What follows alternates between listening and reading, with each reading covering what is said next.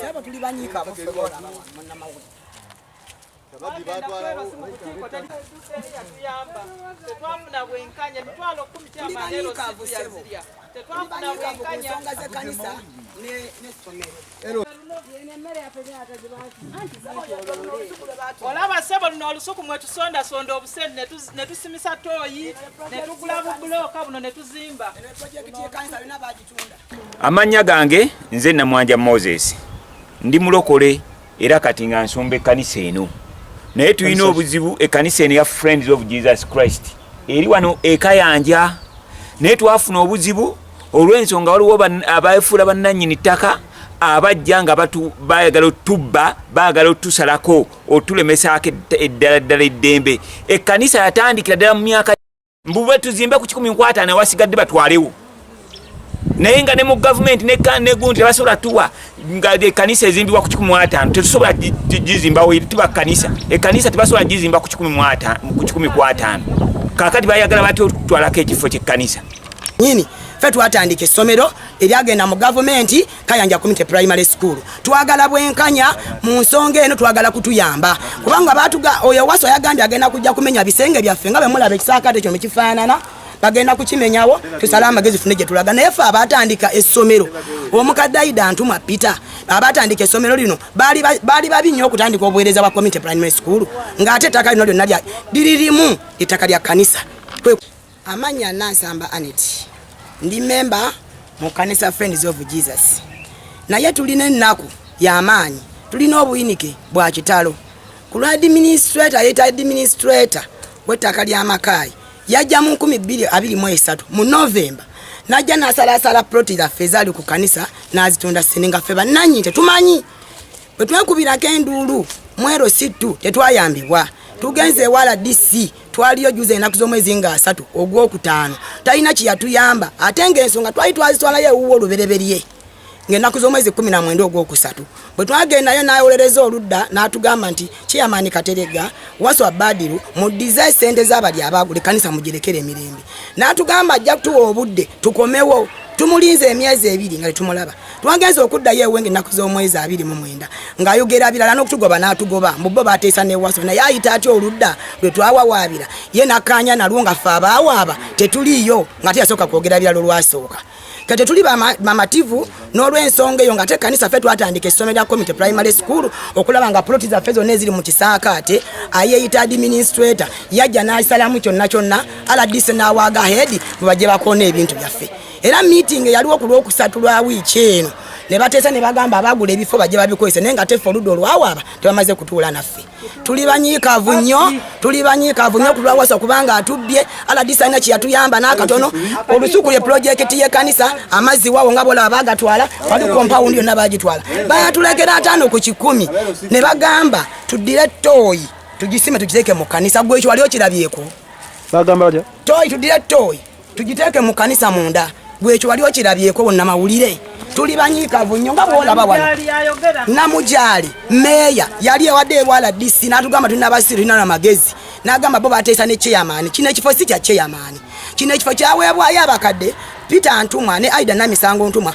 okubeera ekifo ky'ekkanisa oba ettaka ly'ekkanisa naye tumaze enviiri ku mutwe tawuni kanso ye Namataba ng'ekulembera omwami Namujaali tawuni Kiraka Katamba Alfred Katamba Bandugumaali executive ya Namataba tawuni talina kyetuyambye ku nsonga zino wabula bwennyini ne meeya alinako omukono ng'akakasa ekifo kyaffe nga kigenda ne batuula mu meeting zeri kusizi bavudde gye bavudde nga baagala osaanyawo ekkanisa etuleze nina emyaka 26 so nkakasa tugenda sula wano tugenda kubaawo twegayirira buli gwe kikwatako yenna tumukowoola bambi ku lw'obulungi bwa church eno ne ku lw'obulungi bw'ekyalo kino kubanga ffe tetukyalina kanso yatuvaamu, kubanga ffe tetukyalina LC nayo yatuvaamu. Kati tusigaza gavumenti, tukowoola gavumenti, tetukyakowoola kanso, tetukyakowoola LC kubanga bonna tebatuyambye. Kati tukowoola bukowoozi bambi ne ba RDC tebatuyambye. Saawa zino tukowoola gwe kikwatako obanga gy'oli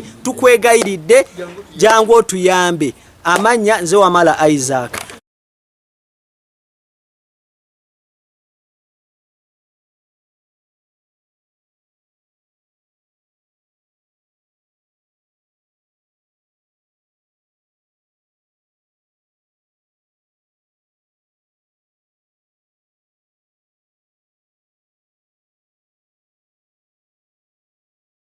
Ndi memba wa church eno ate ndi muwandiisi ku kakiiko k'okuzimba. Tulina obulumi bungi ku mitima ku nsonga ezikwatagana ne church yaffe ettaka balibbye balimazeewo, naye nga abalibbye be bakulu mu gavumenti. Ttiimu ya Namujali ne ttiimu ye wano twasooka ne tuwaaba ensonga zaffe ezasooka ne tuziteeka ku kakiiko ka LC2 n'atusaba emitwalo 10 ne twekwatakwata mu bunaku obuzibu mu bulabo bwe tusoloza ne tuzimuwa. Tetwafuna kuyambibwa, yatuvuluga ne tweyongerayo mu maaso buli gye tugenda batuvuluga. Neyandituyambye kansala Paulo, eyandituyambye n'ayimira n'ekyaki yaffe mutabani w'omugenzi kansala Paulo ne Dani bandituyambye ne bayimirira kubanga be bamanyi ekinyusi kyennyini, be bandiyimidde ne balwanira ekyaki ero, naye be basinze kuvuluga tebatufuddeeko. Sebo twagala bwenkanya, tukola mama Nabbanja, tukola Museveni ne ttiimu yo erwanirira eby'ettaka, mujje mutulwanirire, tetukyalina kye tulina.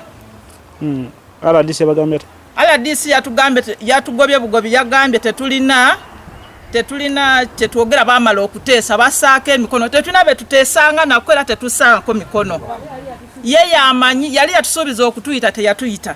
Mu kifo eky'okutuyita yakwatagana n'abaana abagagga, ffe tetulina ssente, yakwatagana n'ewaswa n'abanja. Tusaba buyambi mututaase ekkanisa esobosigaza ettaka lyayo, n'ettooyi baagitutwalako, tetulina nawe tweyamba. N'amasannyalaze gaffe ne bagatunda n'amazzi, buli kimu kyonna baakitwala. Batugamba ettooyi tugisime munda mu kkanisa.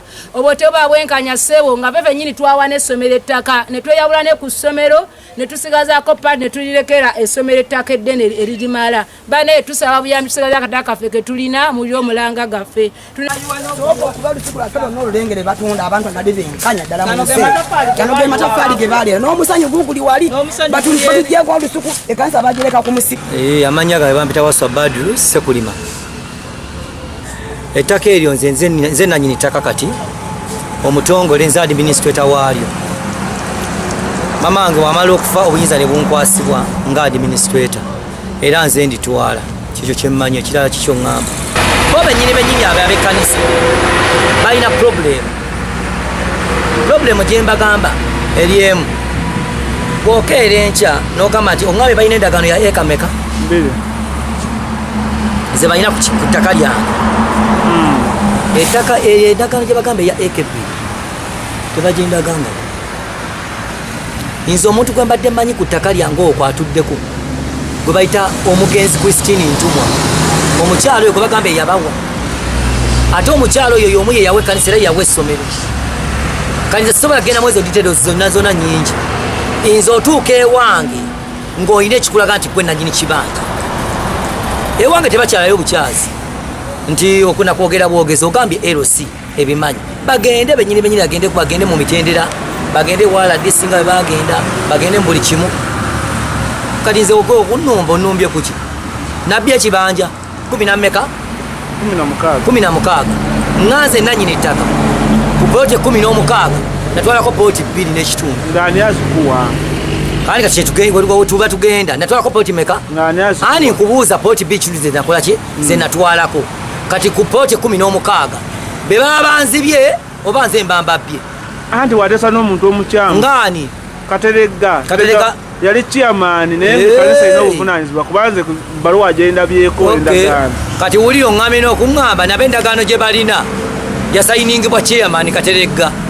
Ayagikola ku lwoli ku lwa mama yaliwo yani atekawo omukono yagikola ku lwani mwaka gwa 2009 eyakoze zino yabadde yewaani eyakoze zino ezaffe yabadde ani Kateregga.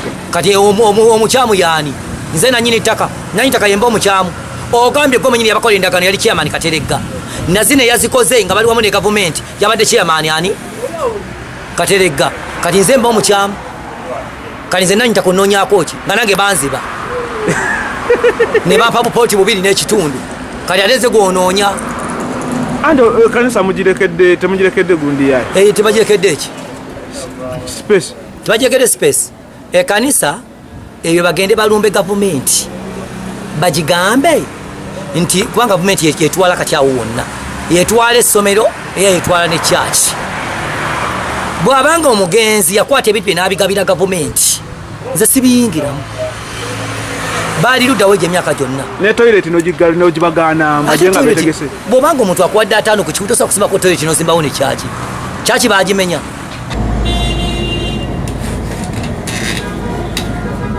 The number you are trying to call cannot be reached at this time.